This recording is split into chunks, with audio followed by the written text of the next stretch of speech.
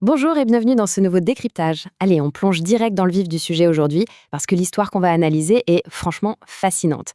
Imaginez un peu, on va voir ensemble comment un énorme scandale gouvernemental qui date de 1974, un truc que presque tout le monde a oublié, a carrément posé les bases de nos droits numériques d'aujourd'hui. C'est vraiment une histoire de pouvoir, de technologie et au fond, de lutte pour nos libertés. Alors, comment un scandale oublié de 1974 a-t-il bien pu façonner les droits numériques de millions de personnes aujourd'hui? Eh bien, pour comprendre, il faut faire un petit saut dans le temps. Retour dans la France des années 70.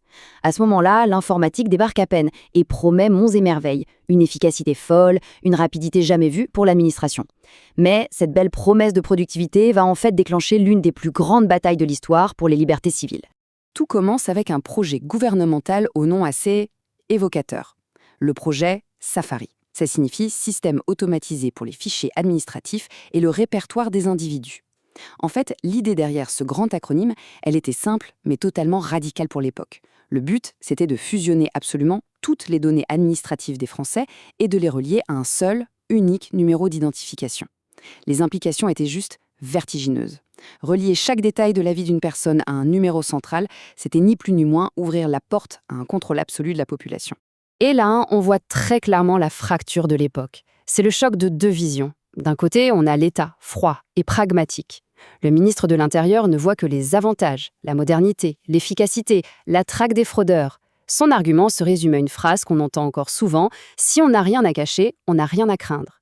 Mais de l'autre côté, alerte générale. En 1974, le journal Le Monde lâche une bombe et révèle l'affaire. Le journaliste joue à fond son rôle de lanceur d'alerte et crie au fichage généralisé. C'est l'avertissement ultime. Si ça passe, c'est la fin pure et simple de la vie privée. Ce qui est captivant ici, c'est vraiment l'aspect humain du débat.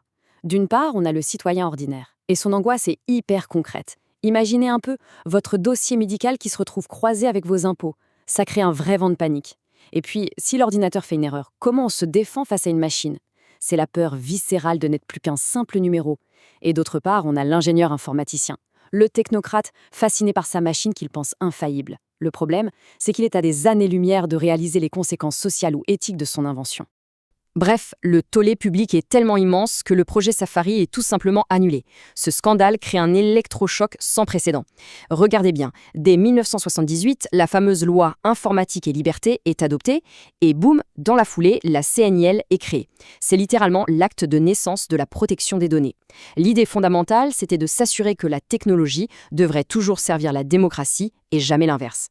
Ce qui nous amène à notre première grande étape, l'explosion numérique. Des ordinateurs centraux à la surveillance moderne.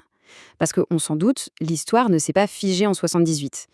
La frontière entre le monde physique et le monde digital a carrément volé en éclats.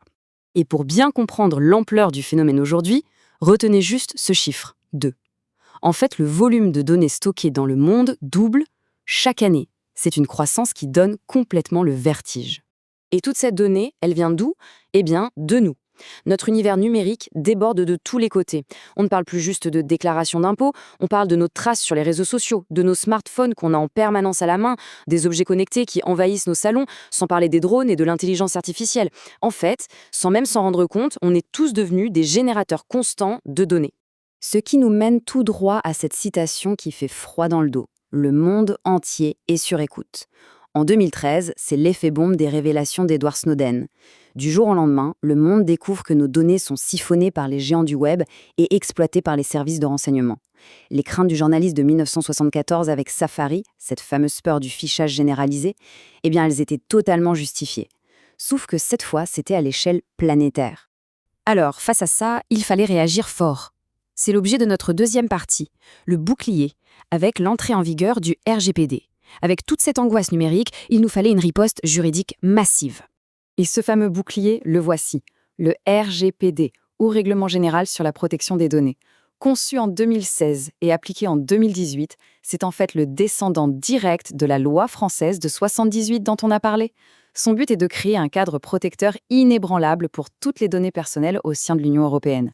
L'idée, c'est vraiment de redonner le contrôle aux citoyens face aux géants de la tech. Mais ce qui est génial avec le RGPD, c'est sa double vocation. Ce n'est pas juste un texte pour embêter le monde, pas du tout. D'un côté, il protège nos droits, oui, mais de l'autre, il harmonise enfin les règles pour toute l'Europe. Fini le casse-tête avec une loi différente par pays. Les professionnels ont un cadre unique, ce qui permet de développer les business de manière beaucoup plus saine et sécurisée. Bon, la théorie c'est bien beau, mais la pratique c'est quand même mieux. On passe à notre troisième et dernière section, la boîte à outils. Comment on applique concrètement tout ça au quotidien? Se mettre en conformité, ça peut faire un peu peur au début. Mais pas de panique, on a une super feuille de route en 3 étapes, vraiment taillée sur mesure pour les débutants, les stagiaires ou les petites entreprises qui ne veulent pas se noyer dans le jargon juridique. On commence avec l'étape 1. C'est vraiment la porte d'entrée parfaite. Le MOOC, l'atelier RGPD proposé par la CNIL. C'est totalement gratuit. Vous créez un compte, vous faites les modules 1 et 2 pour bien piger les bases, et le gros bonus, c'est que vous décrochez une attestation de suivi à la fin. C'est hyper valorisant à glisser sur un CV. Ensuite, l'étape 2, c'est le guide pratique PME. Là, on lâche la théorie pour coller au terrain de l'entreprise. Vous allez y trouver des fiches pratiques pour les vrais problèmes du quotidien. Combien de temps on garde un CV en réserve? Comment on gère la sécurité quand tout le monde est en télétravail? Comment on blinde ses mots de passe? C'est vraiment la réalité de tous les jours. Et enfin, l'étape 3, on passe à l'action avec le registre des données. C'est votre outil de pilotage par excellence. Le meilleur conseil ici, c'est de télécharger le modèle Excel de la CNIL et de remplir vous-même la toute première ligne. Par exemple, avec votre fichier de gestion des employés. C'est ce premier pas qui va enclencher toute votre conformité en interne. Pour vous simplifier la vie, voici un petit tableau de synthèse qui récapitule l'essentiel. Gardez ça sous le coude, c'est vraiment l'anti-sèche absolue.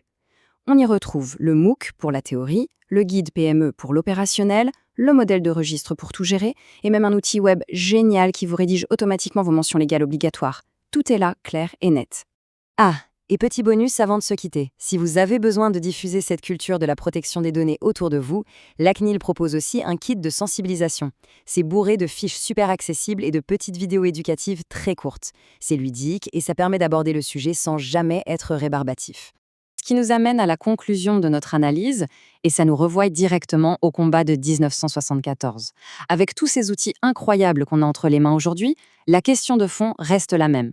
Notre technologie est-elle au service de la démocratie, ou bien sommes-nous devenus les serviteurs de la technologie?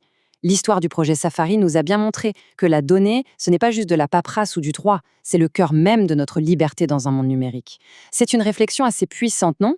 On se quitte là-dessus et à très bientôt pour un nouveau décryptage.